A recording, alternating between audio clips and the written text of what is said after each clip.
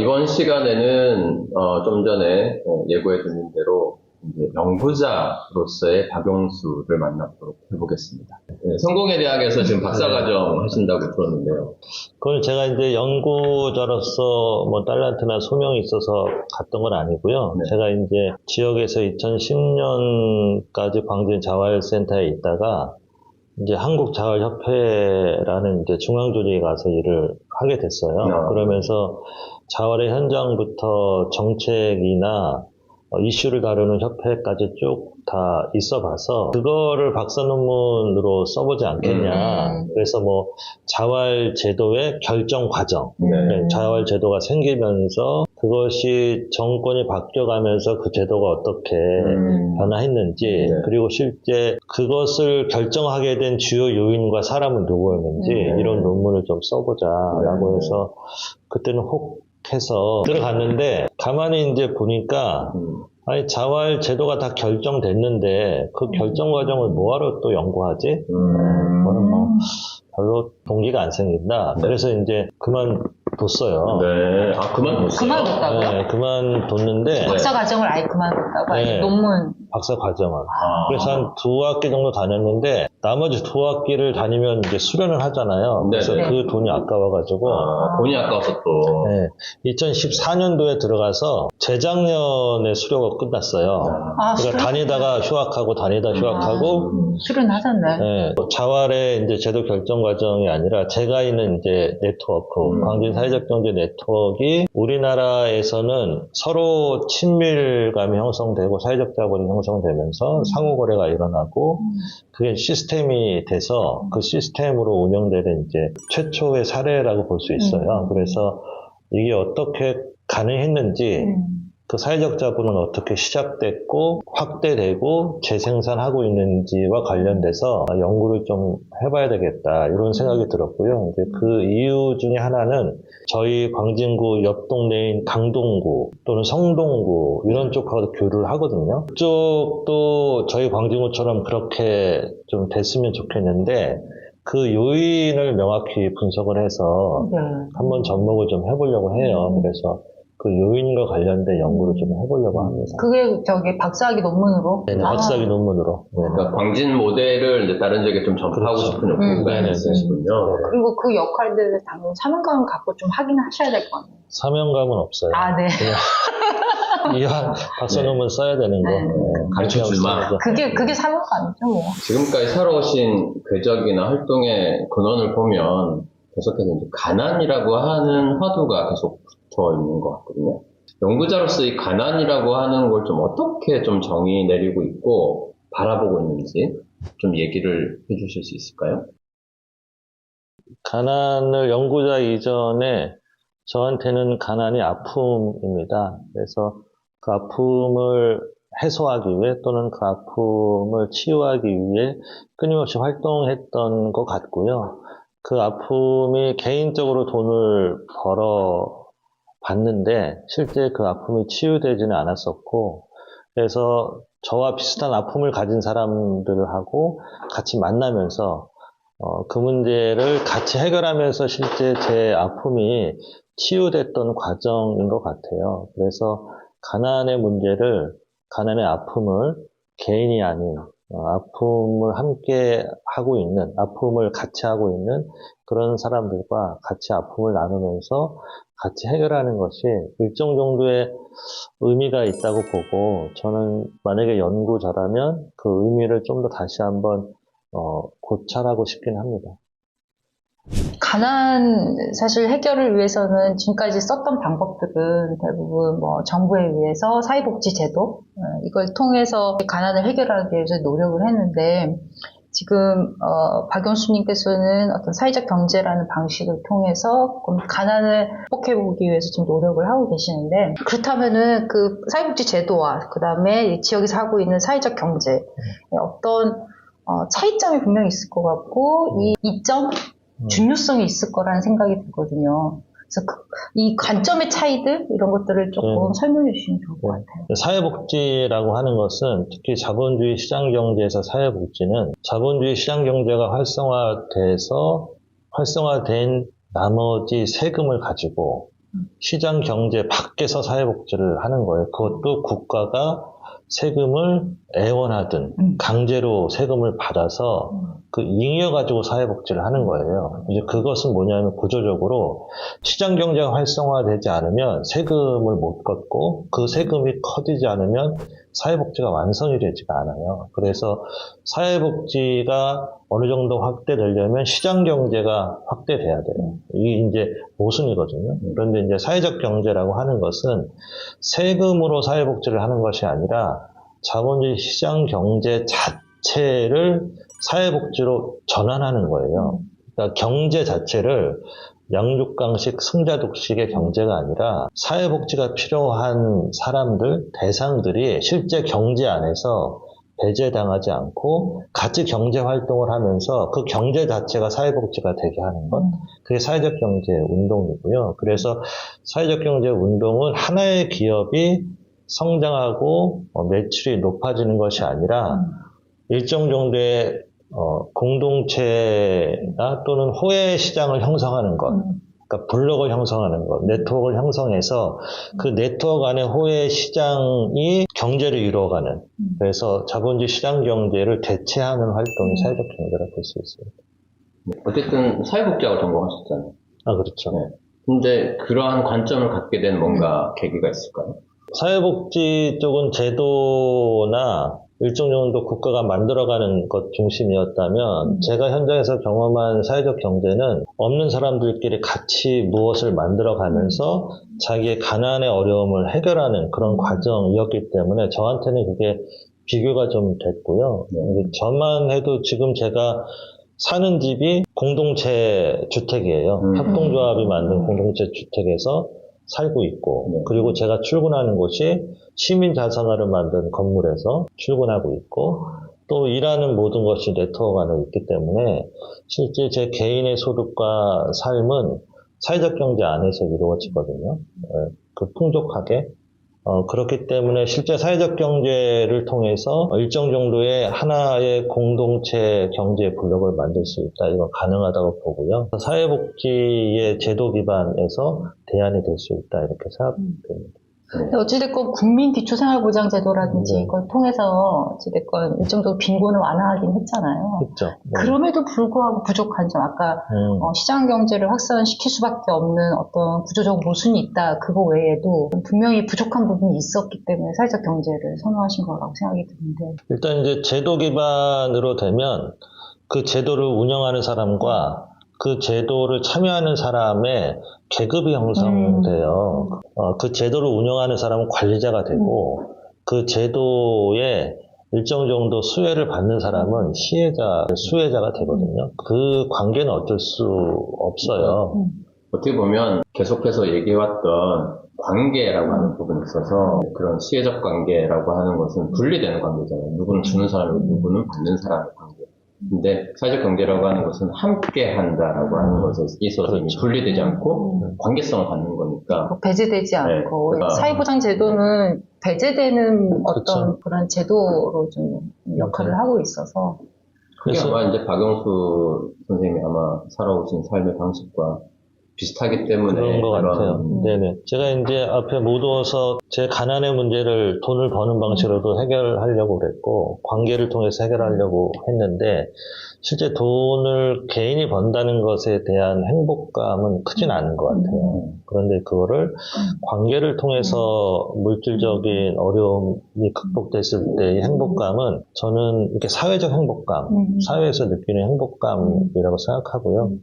그것이 이제 오늘날 현대에서 느끼는 어떤 고립감, 그리고 경제적인 어떤 불안감, 이런 것들을 해소하려면 제도 기반으로 아무리 해봐야 그것은 고립감을 해소할 수 없다고 보고, 오히려 사회적 배제라든가 이런 것들을 해소하려면 관계를 통해서, 네트워크를 통해서 그 공동체의 힘으로 그게 해소가 돼야 실제 그 사회 구성원들이 그 사회 안에서 여유롭고 자유롭게 살 수 있을 것 같아요. 진짜 뭐냐면 그냥 일방적으로 혜택을 받는 수동적 개체가 아니라, 그러니까 이렇게 연대를 통해서 같이 관계를 통해서 하게 되면 일종의 뭐라고 해야 되죠? 자기만의 성취감?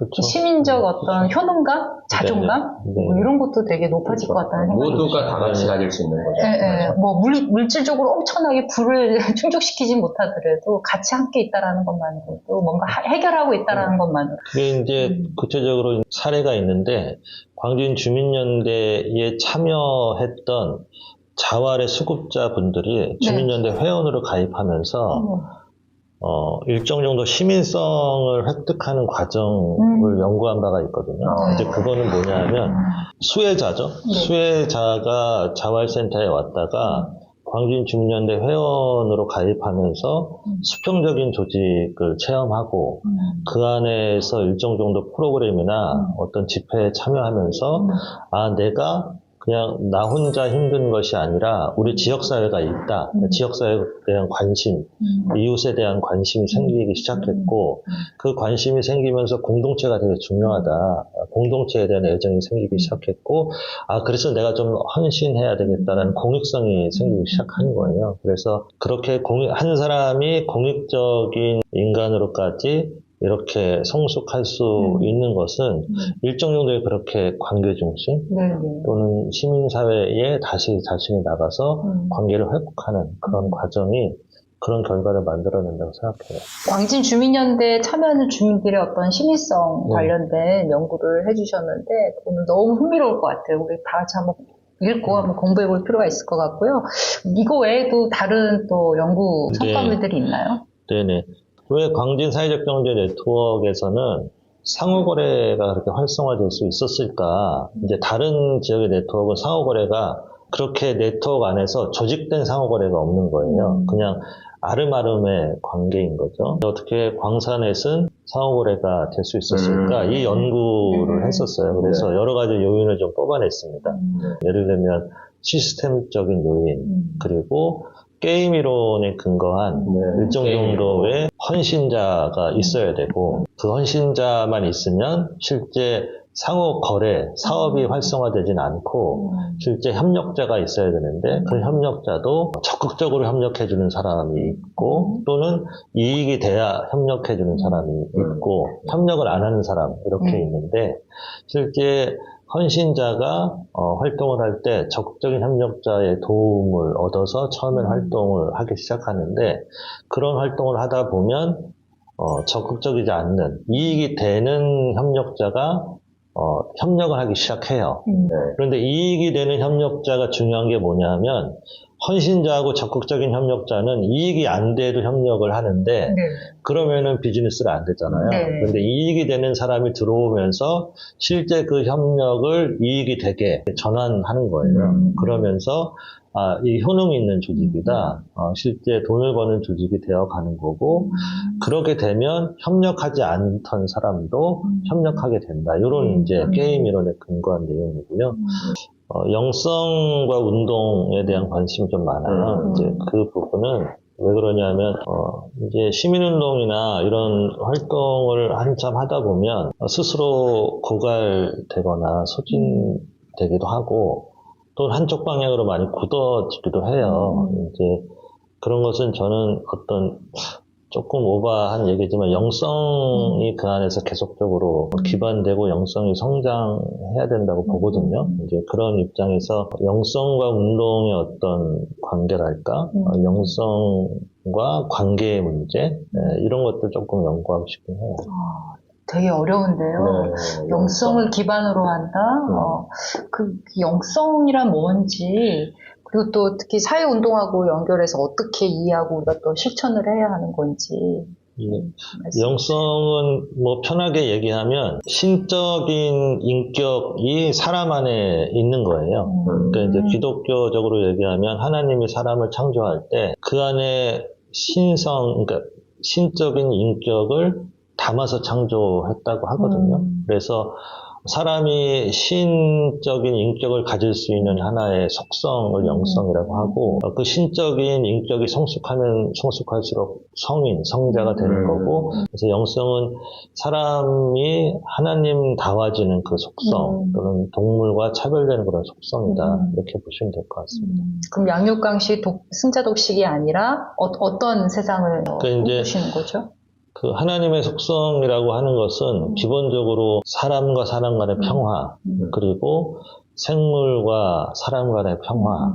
예를 들면 서로를 해하지 않고 전쟁 무기가 하나도 없고 평화가 있는 그런 세상, 안녕과 행복을 지켜주는 사회, 이런 것들이 영성이 만들어내는 그런 사회라고 생각합니다. 지금 정말 필요한 사회인 것 같아요. 그래서 다양한 모든 생명체들은 다 존중받아야 되고 서로 다 연결되어 있고 뭐 사실 그게 이제 우리가 학교에서 가르치는 지속 가능 안에 네, 그런 이야기이기도 하고 지금 특히 막 지금 세계 각지에서 전쟁이 일어나기도 하고 있기도 하고 그래서 사실 그 영성하면 되게 우리가 느끼기엔 되게 저 멀리 범접할 수 없는 그런 믿음, 신념 이렇게 느껴질 수도 있는데 제가 이해한 바는 신이 내 안에 있다라고는 하지만은 현실을 직시하면서 또 직시하지만 또 현실을 뛰어넘기 위해서 우리가 뭔가 찾아야 되는 어떤 의미와 가치들 이런 것들을 계속적으로 성장시켜가는 그런 것들이 또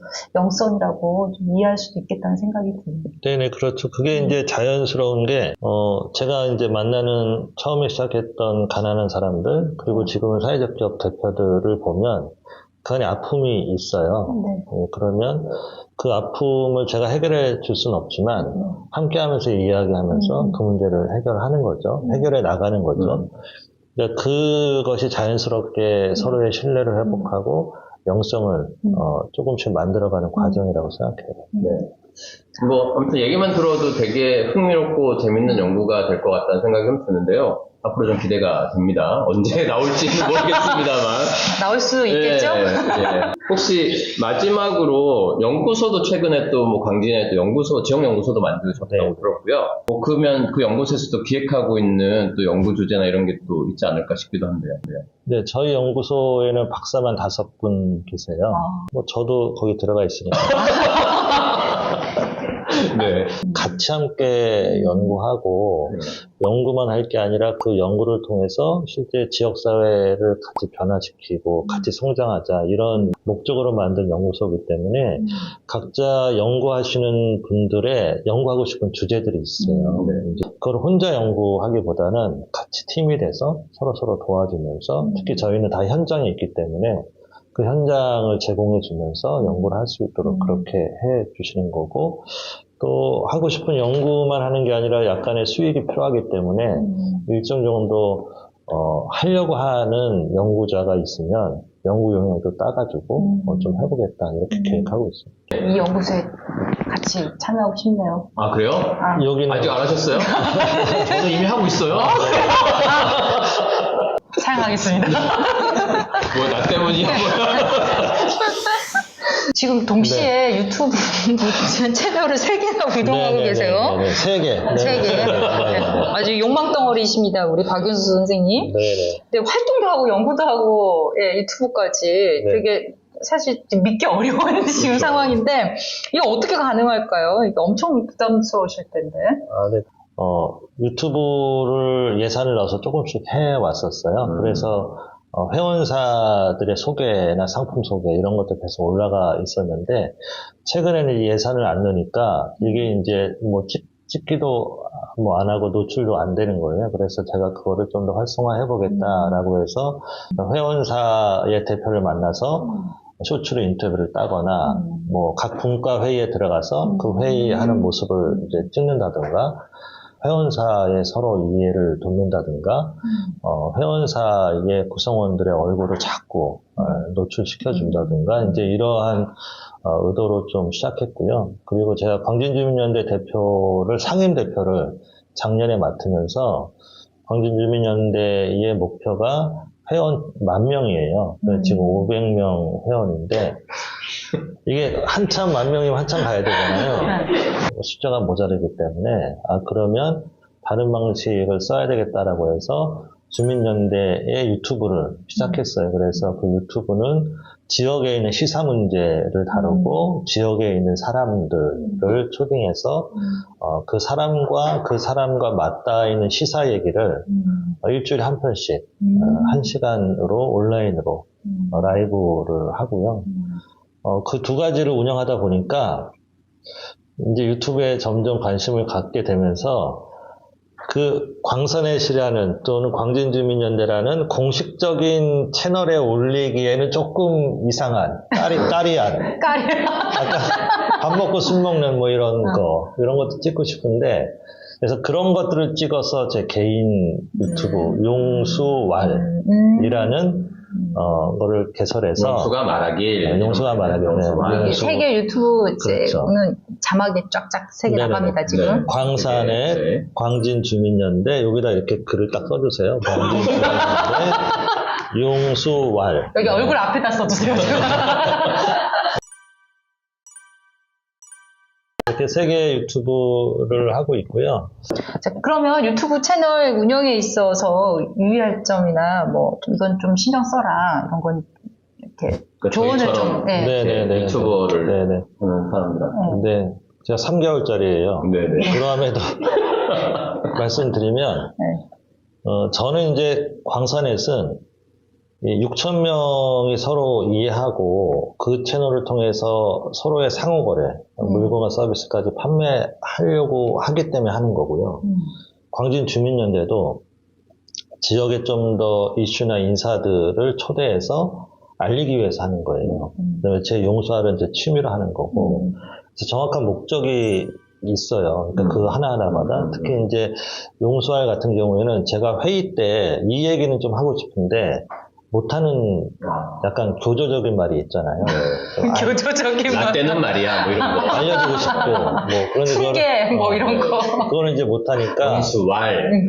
그거를 나름대로 찍고 싶은 거예요. 네. 진짜. 보든 말든. 보든 말든. 찍어서 만약에 그 얘기가 그 사람한테 필요하면 공유를 하겠죠. 그럼 이 그렇죠. 사람은, 아, 유튜브구나, 이렇게 보겠지. 그래서 이제 그런 의도로 하기 때문에 명확한 의도가 있으면 지치지 않고 할 수 있다. 그래서 조회수를 봐요. 네. 조회수를 외울 정도로. 그거 외운다고? 외울 정도로 봐요. 그리고 구독자 수도 매일 봐요. 외울 정도로. 그래서 용수알이 지금 구독자가 105명이에요. 와. 어제도 제가 술 마시면서 3명의 구독자를 가입시켰어요. 아, 진짜. 유튜브 영상을 봐서 가입하는 게 아니라, 야, 네. 가입해줘. 이렇게. 그 집요한 거잖아. 집요한 게 아니라, 한 번 가입해줘. 너 끈기, 핸드폰 인내심. 열어봐. 그래서 유튜브 검색해봐. 그러니까 아니 그 끈기 있는 거는 약하게 아주 오래 하는 거고 집요는 강하게 바로 단기간에 하는 거예요. 아까 나왔어요. 아니라고 하셨지만 나왔어. 집요한 게. 유튜브는 집요하게 하시는구나. 아니에요? 아니에요? 네네. 아, 그게 진짜 자기 안에 본연에 진짜 하고 싶은 얘기들이 아마 이쪽 용수 아래서 들을 수 네네. 있지 않을까. 용수알 구독. 네. 좋아요. 부탁드립니다. 알림 족대꾸알. 네. 부탁드립니다. 현장 연구자 박용수를 만나봤습니다. 제가 볼 때 그는 지역에서 굳건히 뿌리를 내리고 꾸준하면서도 끈기 있게, 집요하게 아니고 끈기 있게 하나하나 지역을 변화시키고 또 그 과정을 조망해 가면서 그러면서도 유연하게 만들어가고 있다. 그렇게 생각이 듭니다. 한마디로 조직가이면서도 연구자로서의 면모를 잘 살펴볼 수 있는 그런 시간이었다고 생각합니다. 앞으로도 우리 DBDB은 현장에 뿌리 내리고 활동하면서 그 현장에 생생한 이론을 길어올리는 현장 연구자들과 만나가도록 하겠습니다. 긴 시간 시청해주신 시청자 여러분들께 감사드립니다. 그럼 다음 시간에도 뵙겠습니다. 안녕. 안녕.